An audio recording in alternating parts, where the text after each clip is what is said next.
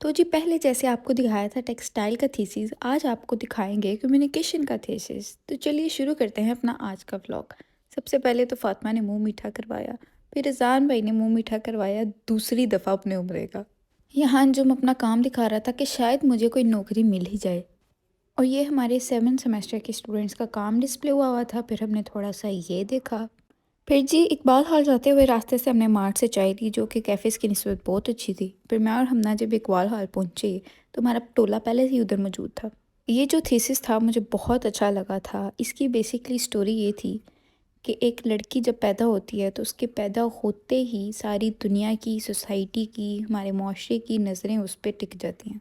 उन्होंने बहुत अच्छे से अपने कंसेप्ट को ना एक्सप्लेन किया हुआ था कि कैसे एक लड़की जो है अपनी ओपिनियंस के बीच में और सोसाइटी के ओपिनियंस के बीच में फंस जाती है। उसको समझ नहीं आता कि वो ठीक है या सोसाइटी ठीक है। इस तरह से उन्होंने बहुत अच्छे से अपने काम को हमें एक्सप्लेन किया। जो भी उनसे पूछ रहा था उसको वो बता रही थी। फिर उन्होंने अपना कार्ड भी दिया हमें।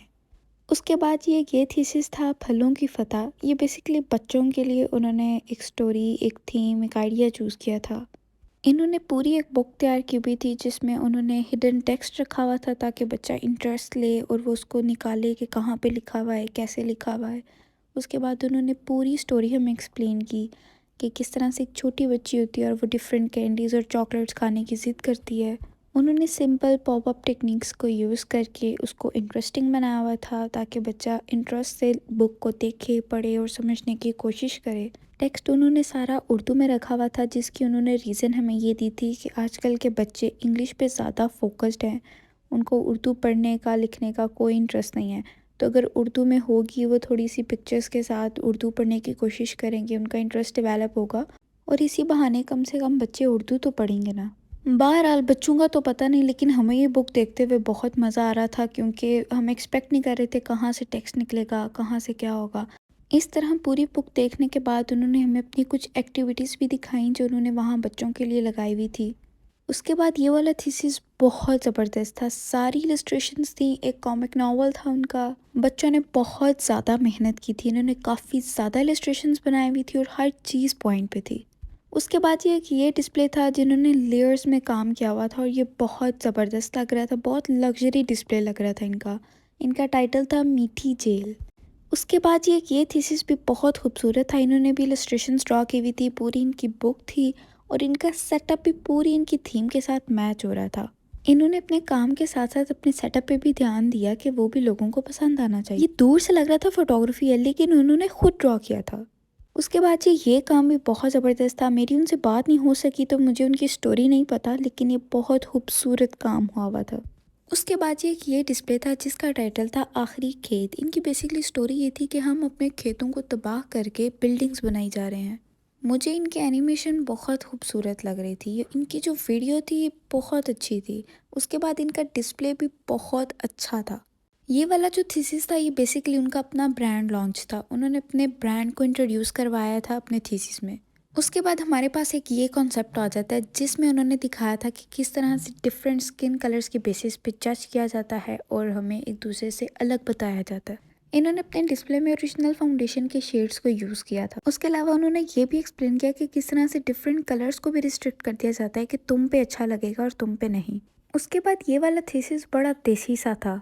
इन्होंने थोड़ा सा पुराने दौर को एक्सप्लेन किया था कि किस तरह से लोग अपनी ज़िंदगी जीते थे और इंजॉय करते थे। खैर अब तो हम भी उसी दौर के हैं। ये बेसिकली ये समझाना चाह रही थी कि हमारी न्यू जनरेशन इन चीज़ों से महरूम है। पूरा सेटअप भी देसी था इनका। फिर हमारे पास आ जाता है डिल्यूजन। ये इनका टाइटल था और इनकी एनिमेशन भी बहुत प्यारी थी। बाहर से देखने से लग रहा था कि बड़ी कोई फेरी टेल वाली चीज़ होगी, लेकिन इनकी असल कहानी ही ये थी। नार्सिसिस्ट पर्सनालिटी को एक्सप्लेन किया था इन्होंने। इन्होंने एक्सप्लेन किया कि किस तरह से उनकी पर्सनालिटी कंट्रोलिंग होती है और बाहर से तो बहुत अच्छी लगती है, लेकिन जब वो आपकी लाइफ में एंटर हो जाते हैं ना तो बस दम ही घुटता है आपका। उसके बाद जी सब कुछ धुंधला है। इन्होंने अपने थीसिस में बताया था कि किस तरह से आजकल न्यूज़ को वो दिखाया जाता है जो कि वो ओरिजिनल नहीं है, यानी कि मिस गाइड किया जाता है आवाम को।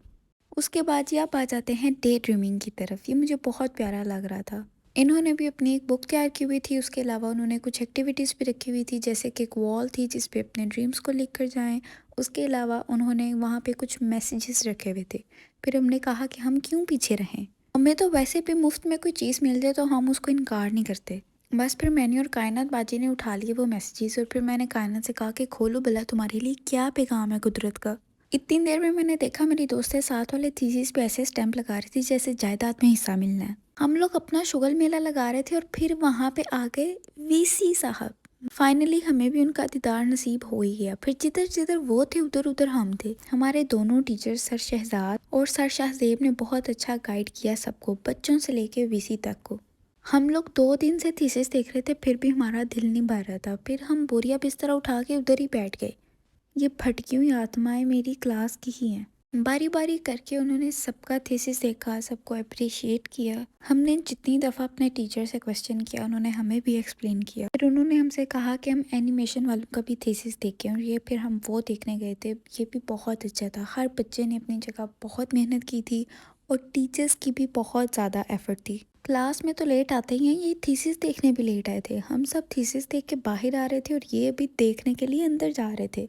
फाइनली दिन का वो वक्त आ गया जो मुझे सबसे ज़्यादा खुशी देता है, घर की तरफ रवानगी। इसी के साथ हमारा व्लॉग यहीं पे ख़त्म होता है।